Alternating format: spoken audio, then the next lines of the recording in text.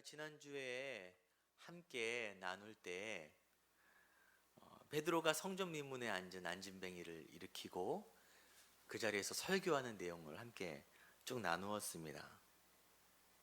베드로가 그곳에 있는 사람들에게 한 메시지의 핵심은 너희가 하나님이신 예수를 죽였다라는 거예요. 그리고 오늘 본문의 시작은 너희가 죽인 그 예수가 부활했다라는 것입니다. 함께 21절 같이 읽겠습니다. 하나님이 영원 전부터 거룩한 선지자들의 입을 통하여 말씀하신 바 만물을 회복하실 때까지는 하늘이 마땅히 그를 받아두리라 그랬습니다. 하늘이 마땅히 그를 받아두리라. 좀 어려운데 현대인의 성경에는 이렇게 되어 있습니다. 하늘에 머물러 계셔야 합니다. 그 예수님은 하늘에 머무시고 계십니다. 왜냐하면은 만물이 회복할 때가 아직 이르지 아니하였기 때문입니다. 여기서의 만물이 회복할 때는 마지막 그날에 이 땅이 새롭게 되는 때입니다. 예수님은 단순히 하늘에 머무시는 것은 아니에요. 그냥 단순히 하늘에 장소에 머무시는 분이 아니라 이 땅에서의 구속이라는 모든 일을, 십자가의 모든 일을 마치신 예수님께서는 본래의 존귀한 신분으로 회복되셨습니다. 그것을 승귀라고 한다고 제가 말씀드렸어요. 너희가 보았던 그 예수는 단지 인간이 아닌 하나님이시다 라고 지금 베드로는 증거하고 있는 것입니다. 그분이 이 땅에 다시 오실 그 회복의 날, 그때에는 너희가 바라던 정치적, 사회적 혁명과는 차원이 다른 모든 세상이 새롭게 되는 날이 도래할 것이다 라고 이야기하였습니다. 그 베드로는 이 설교를 뒷받침하기 위해서 세 명의 인물을 제시합니다. 유대인들에게 아주 권위 있는 세 사람을 베드로가 언급해요. 유대인들을 대상으로 하는 설교는 특별히 그리스도교가 예수를 믿고 따르는 것이 새롭게 생겨난 종교가 아니라 그들이 믿고 있던 구약 성경, 태초부터 이어져 오는 하나님의 역사에 예언되어 있는 메시아라는 것을 증거하는 것이, 증명하는 것이 아주 중요합니다. 이를 위해서 세 사람을 드는데 첫 번째가 모세예요. 모세가 말하되 주 하나님이 너희를 위하여 너희 형제 가운데서 나 같은 선지자 하나를 세울 것이니 너희가 무엇이든지 그의 모든 말을 들을 것이라. 그의 모든 말을 들어라. 예수님은 모세가 이야기했던 그 메시아인 거예요. 율법을 완성시키시는 분이십니다. 때문에 예수님이 전하신 그 메시지를, 복음을 들어야 하는 거예요. 또 한 명 베드로가 들고 있는 사람은 사무엘입니다. 같이 읽겠습니다. 또한 사무엘 때부터 이어 말한 모든 선지자도 이때를 가리켜 말하였느니라. 사무엘부터 그 이후 모든 선지자들이 이 메시아에 대한 예언을 하는 것입니다. 근데 사무엘이 왜 중요하냐면 사무엘이 기름 부어 세운 왕이 있어요. 첫 번째가 사울이죠. 두 번째가 누구예요? 다윗이에요. 여러분, 메시아가 다윗 왕조의 계보를 잇는 것은 매우 중요합니다. 구약에 정말 많은 구절에 그것이 예언되어 있어요. 그래서 신약 성경에도 예수님의 출신을 이야기할 때 꼭 다윗을 언급합니다. 누가복음 1장 27절에 다윗의 자손 요셉이라는 사람과 약혼한 처녀에게 이르니 그 처녀의 이름은 마리아라. 다윗의 자손. 예수님은 다윗 계보의 사람인 것입니다. 또한 사람들이 예루살렘으로 예수님이 입성하실 때 이렇게 이야기했어요. 호산나 다윗의 자손이여 찬송하리로다 그랬습니다. 예수님은 사무엘과 그 이후 모든 선지자들의 예언을 성취한 다윗의 자손이다 라고 지금 그들에게 이야기하고 있는 것입니다. 또 한 명의 예를 드는데 지금 모세를 예를 들었고 사무엘을 예를 들었어요. 또 한 명은 그들의 민족의 근본인 아브라함입니다. 아브라함에게 이르시기를 땅 위의 모든 족속이 너의 씨로 말미암아 복을 받으리라 하셨으니 그랬어요. 아브라함의 씨, 이 복음의 1차적인 수혜자는 바로 너희 아브라함의 자손, 너희 유대인들이다. 이 복음은 1차적으로 너희에게 증거되는 것이다 라고 말하는 거예요. 그러나 아브라함의 씨라고 다 이 복을 받는 것은 아니에요. 왜냐하면 창세기 26장에 하나님이 하늘의 별과 같이 번성하게 하며 이 모든 땅을 내 자손에게 주리니 라고 말씀하시면서 이는 아브라함이 내 말을 순종하고 내 명령과 내 계명과 내 율례와 내 법도를 지켰음이니라 이렇게 말씀하시는 거예요. 내 법도를 지키는 자, 아까 모세를 언급할 때 선지자의 말을 듣지 아니하는 자는 백성 중에 멸망받으리라 그랬어요. 너희가 아브라함의 씨로 이 복음의 첫 번째 수혜자지만 너희가 예수의 말을 따르지 아니하면, 예수를 믿지 아니하면, 그 진리를 받아들이지 아니하면 너희가 그 구원의 복을 받을 수 없을 것이다 라고 이야기하고 있는 것입니다.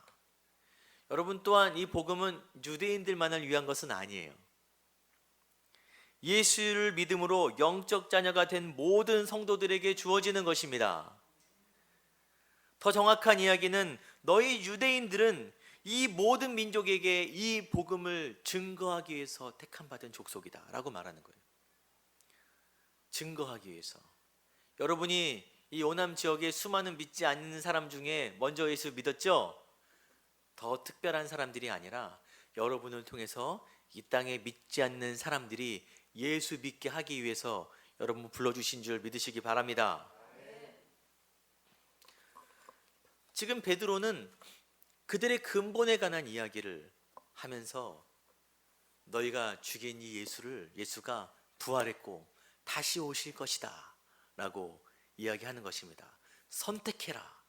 예수를 믿지 아니하는 자는 이 진리의 구원을 얻을 수 없을 것이다 라고 이야기하는 것입니다. 제가 지난번에 이 안진뱅이가 걸은 사건과 베드로의 설교를 통해서 일어난 두 가지 일을 말씀드렸어요. 혹시 기억나시나 모르겠어요.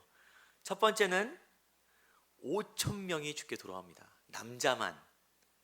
더 많은 숫자죠, 실은.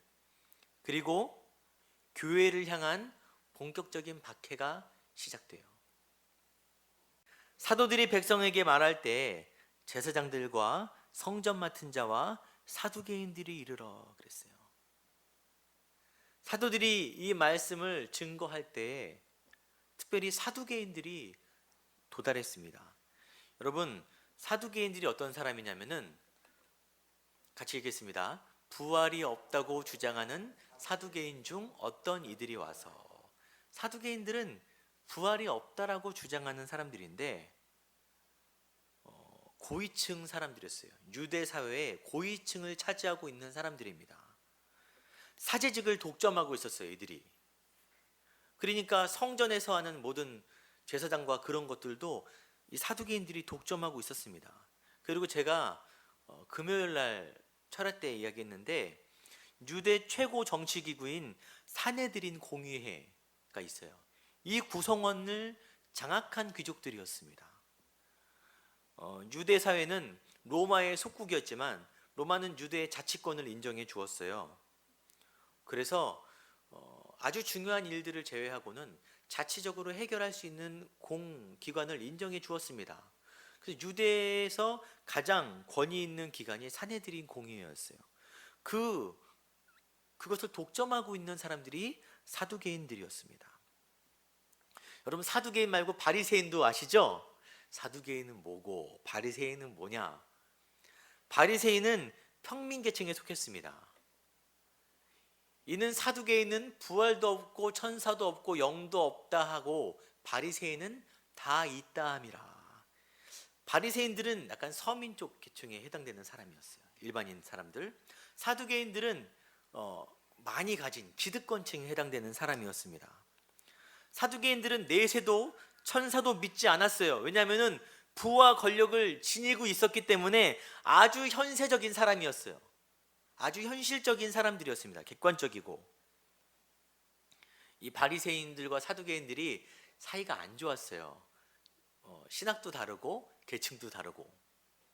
하지만 예수님을 처형할 때 이들이 한 마음이 됩니다.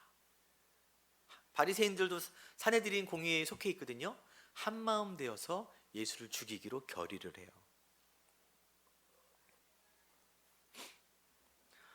아까 말씀드렸듯이 그 사두개인들이 그 주를 장악하고 있는 산헤드린 공의회는 유대사의 최고 기관이었어요.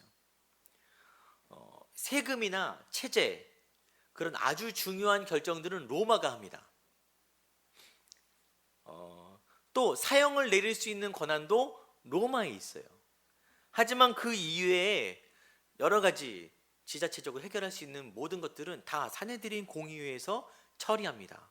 그래서 예수님을 죽일 때 그들이 예수님을 사로잡고 산헤드린 공의회에서 결정을 하지만 예수님을 사형시킬 수 있는 권한은 없는 거예요. 그래서 빌라도에게 찾아갑니다. 예수를 사형시키라고. 그런 일 외에는 다 이들이 할 수 있는 거예요. 또 그리고 성전에서 사람들을 가르치는 일, 제사장이나 그들이 인정하는 랍비를 세우는 고유 권한도 사두개인들이 거의 가지고 있었어요. 때문에 그들이 보기에 제자들이 지금 성전에서 말씀을 증거하는 것이 눈에 가시처럼 밟히는 거예요.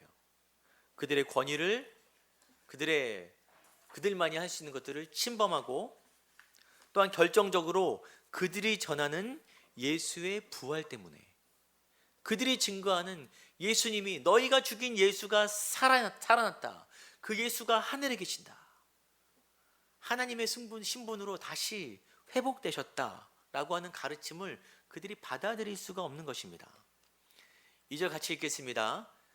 예수 안에 죽은 자의 부활이 있다고 백성을 가르치고 전함을 싫어하여 그랬습니다. 싫어한다. 사도들의 가르침은 말의 능력이 있었어요. 설교의 능력이 있고, 게다가 부인할 수 없는 증거, 이적과 함께 사람들에게 전해졌습니다. 그 부활하신 살아계신 예수님의 이름으로 일어나 걸으라 했는데 일어난 거예요. 예수 그리스도의 이름의 능력이 사실임이 입증되는 것입니다. 그것을 기반으로 그 예수의 복음을 증거하자 사람들이 그 복음 앞에 동요되고 마음이 바뀌어서 예수를 믿게 되는 거예요. 그래서 사두개인들이 그 전함을 싫어한다. 이게 디아포누메노이라고, 심히 화가 나 어쩔 줄 몰라서 불안해하는 거예요. 화가 나는 거예요. 감정이 격한 상태를 보여주는 것입니다. 여러분, 단순히 추구하는 진리가 다르기 때문일까요? 그렇다면은 자신들의 진리를 더 성경적으로 입각해서 설명했겠죠. 그들이 지금 싫어하고 화가 난 이유는 단순히 진리 때문이 아니라 자신들의 지위와 권위를 위협하기 때문이에요. 사도들의 가르침은 먼저 부활이 없다는 그들의 종교적인 주장을 부인합니다. 또한 사람들을 가르치는 자신들만의 영적 권위를 침범합니다. 또한 그들이 계속해서 유지하고 싶은 기득권, 사회적 기득권, 그 질서를 위태롭게 만드는 거예요. 그들의 가르침이. 그런 이유로 그들은 사도들이 증거하는 진리의 복음을 받아들일 수가 없었어요. 그래서 본문에 싫어한다, 거부한다도 아니고 싫어한다라고 표현하는 것입니다. 사랑하는 성도 여러분, 나의 권위, 내 권위, 내 입지, 내 입장보다 중요한 것은 진리입니다. 목회자는 목회자의 입장이 있죠. 장로는 장로의 입장이 있고, 권사와 집사, 모든 성도들, 교회에서 섬기는 때로는 성가대, 교사, 각종 봉사자들은 다 자기의 입장이 있어요. 그러나 그런 모든 입장들은 때로는 진리 앞에 포기되어야 합니다. 나의 입장들은 진리 앞에 부딪혔을 때 내려놓아야 돼요. 진리의 복음이 증거되기 위해서 우리 입장을 내려놓아야 될 때가 있는 것입니다. 여러분, 교회들이 왜 그렇게 몸살을 겪었습니까? 역사적으로 또 지금도 진리의 문제가 있나요? 진리는 문제가 없어요. 주의 말씀은 문제가 없습니다. 진리는 과거에도 앞으로도 진리 그대로입니다.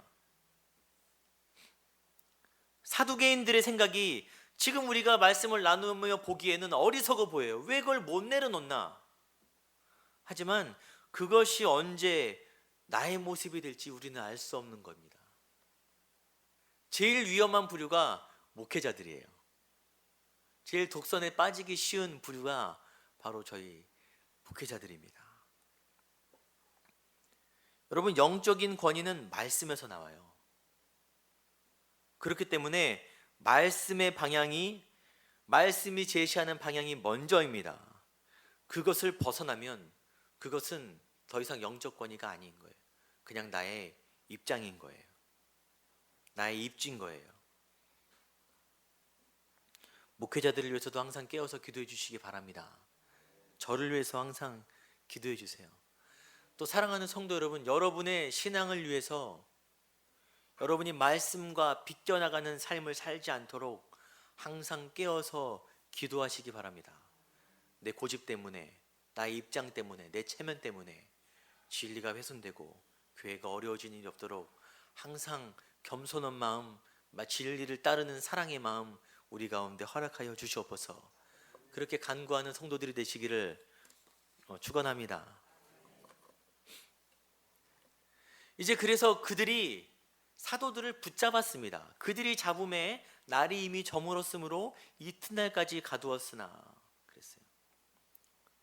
저희를 잡음에, 이거는 관용적인 표현이에요. 그 성경 내에서 누군가에게 위협을 가하는 행위를 의미합니다. 아까 말씀드렸듯이 사내들인 공의회는 누군가를 사형시킬 권위는 없었지만 체포할 수는 있었어요.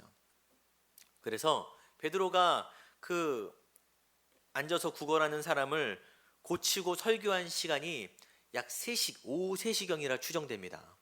그리고 설교가 쭉 이어졌기 때문에, 또 그리고 날이 저물었으므로라고 했어요. 아마 그들을 체포한 시간이 오후 6시경쯤으로 추정돼요.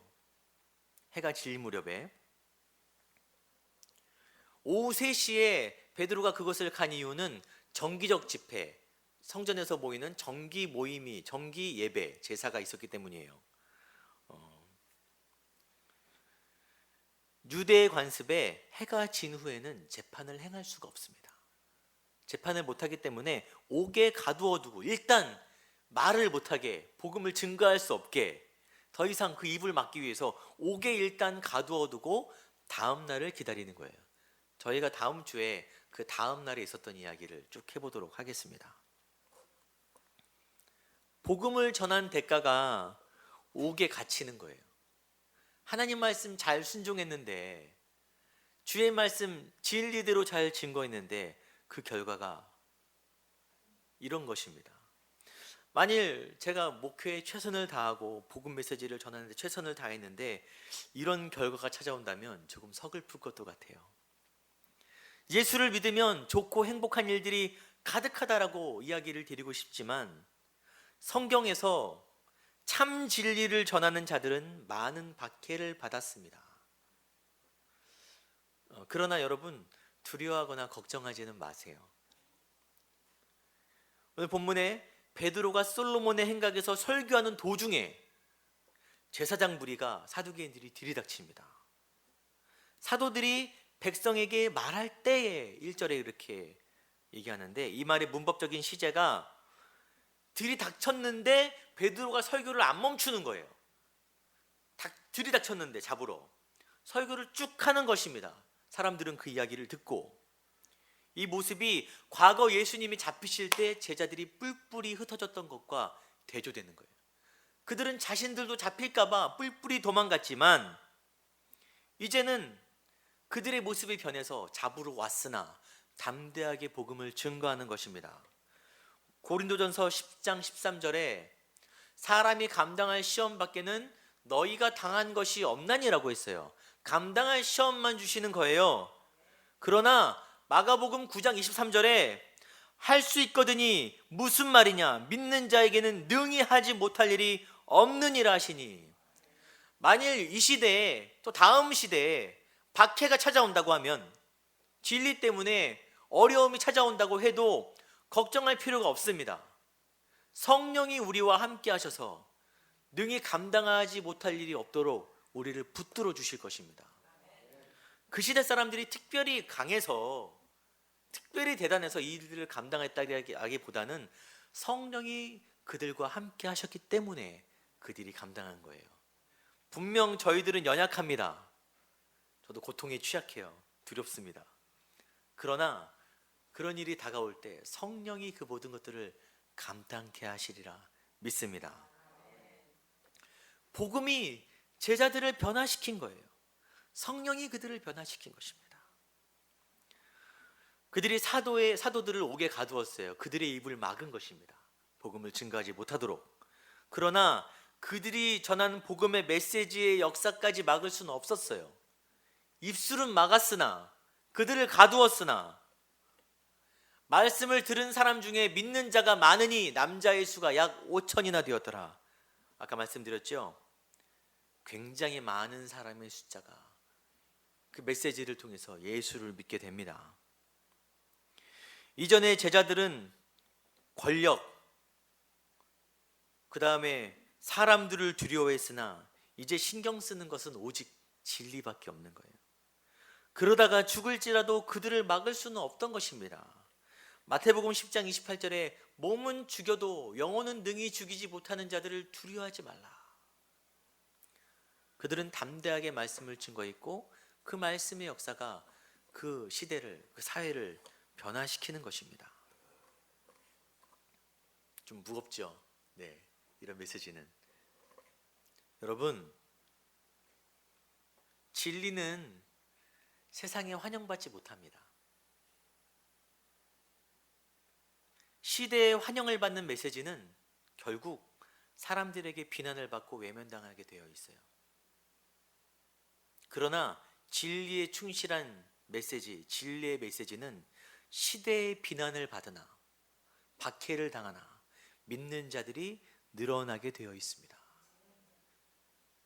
요한일서 3장 13절에 형제들아 세상이 너희를 미워하여도 이상히 여기지 말아라.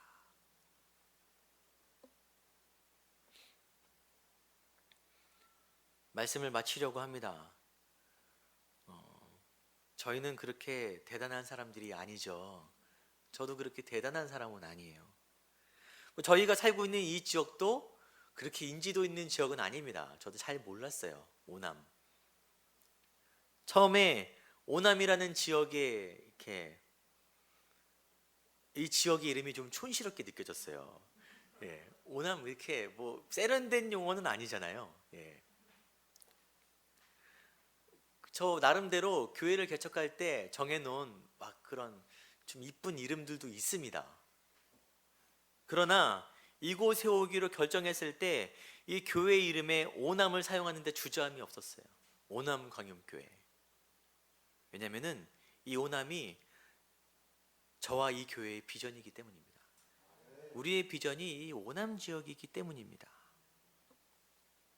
우리는 미약하나 우리 안에 복음이 있을 때, 성령이 우리 안에 역사하실 때 진리의 능력이 우리를 통해 이 오남 지역에 드러나리라 믿습니다. 여러분, 이 한국교회가 하향세라고 지금 얘기해요. 저는 걱정하지 않습니다. 교회는 하향세지만 여러분, 복음의 진리는 하향세가 아닙니다. 제가 이런 말하면 어떤 분들은 시험 들 수 있으나 개신교 역사 종교개혁 이후로 500년이에요. 교회든 이 개신교가 혹시나 무너지게 되더라도 주의 진리의 말씀은 영원합니다. 우리가 추구할 것은 어떤 교회의 입장보다는 진리의 말씀인 것이에요. 이 시대가 지금 하향세를 그리고 있지만 우리가 깨어서 진리 안에 바로 설 때 그 하향세를 역행하는 놀라운 역사가 이 호남 지역 가운데 일어나리라 믿습니다.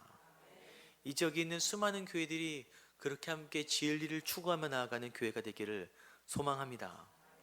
우리가 바른 길을 걸어가게 될 때 세상에 환영받지 못할 거예요. 때로는 다른 교회들에게도 환영받지 못할 거예요. 이 시대로부터 미움을 당한다고 해도 성령이 감당하게 하실 것입니다. 여러분 두려워하지 마시고 걱정하지 마시기 바랍니다.